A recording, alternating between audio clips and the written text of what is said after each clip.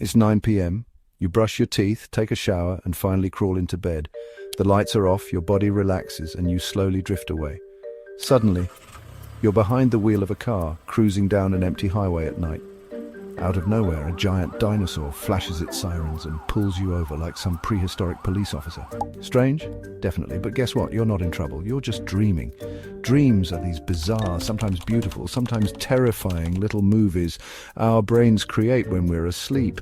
They feel real while they're happening, but they vanish almost instantly when we wake up. The big question is, why does the human brain even bother creating them? For thousands of years, people have tried to explain dreams.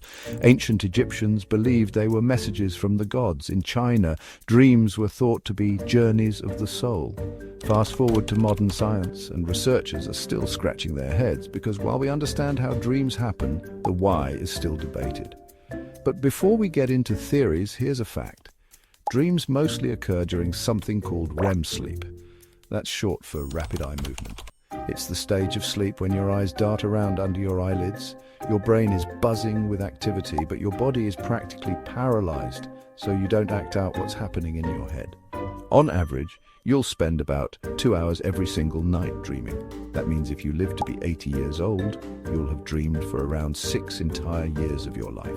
6 years of dinosaurs pulling you over, flying through the sky, or showing up to school naked. Thanks, brain, but what's the point of all this dream making? Let's break it down. The human brain is basically a giant supercomputer that never really shuts off. Even when you're asleep, it's busy cleaning up, sorting memories, and repairing your body. And during this time, dreams seem to be part of the process. One major theory says dreams help with memory consolidation. Think of it like this. Throughout your day, you're bombarded with information, faces, facts, emotions, even the smell of your lunch. Your brain needs to decide what's worth keeping and what to toss out. Dreams might be the sorting room where memories are replayed, rehearsed, and filed away. It's why sometimes you dream about random things that happened that day, like a weird conversation or the fact you spilled coffee on your shirt.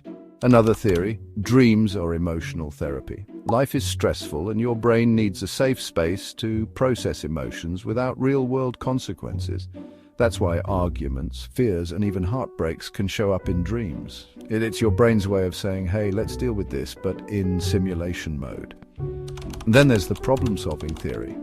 Some scientists believe dreams are like practice runs for real life. For example, if you're stressed about a big test, you might dream about failing, panicking, or even accidentally showing up without pants. Embarrassing, yes, but it forces your brain to rehearse scenarios, making you more prepared in reality. Fun fact, even famous inventors and artists claim they got ideas from dreams. The sewing machine, inspired by a dream. The Beatles' song Yesterday, Paul McCartney literally heard it in a dream. Of course, we can't forget Sigmund Freud, the guy who famously called dreams the royal road to the unconscious. Freud thought dreams were basically our hidden desires sneaking out when we're asleep. According to him, if you dream about flying, you secretly want freedom. If you dream about staircases, well, let's just say Freud got a little too obsessed with hidden meanings.